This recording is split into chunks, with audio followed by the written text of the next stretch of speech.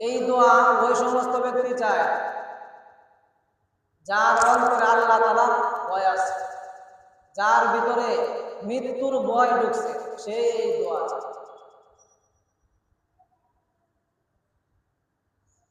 যার কলবে এই কথা সাক্ষী দিছে যে এই জগতে আমি আর থাকতে পারবো না, যতই বাহাদুরি আমি করি একদিন না একদিন আমার এই দুনিয়ার থেকে চলে যেতে হবে, এই কথা তথা মৃত্যুর কথা যার অন্তরে লেগে গেছে, গেঁথে গেছে, সে ওই দোয়া চায়।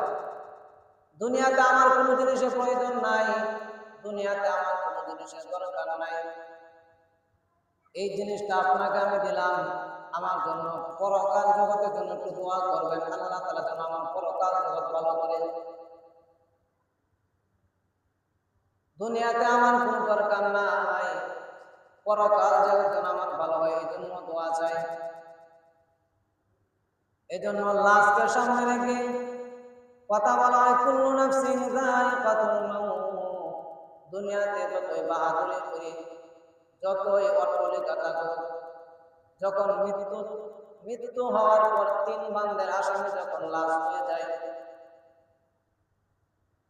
তখন সকলে মানুষ কাছে দোয়া চায়। আত্মীয় স্বজন বলে আমার অমুকের জন্য আপনারা দোয়া করবেন, যদি কোনো ভুল ত্রুটি করে থাকে তাহলে তাকে ক্ষমা করে দিবেন, দুনিয়াদারি যদি কোনো লেনদেন থাকে তাহলে আমাদের কাছে আবদার করলে আমরা তার লেনদেন পরিশোধ করব।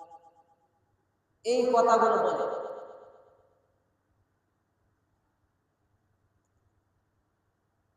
আমার কথা হলো, মৃত্যু এটা কাফের, ইহুদি, নাসারা, খ্রিস্টান, মুসলমান যারা আছে সকলের জন্য অনিবার্য।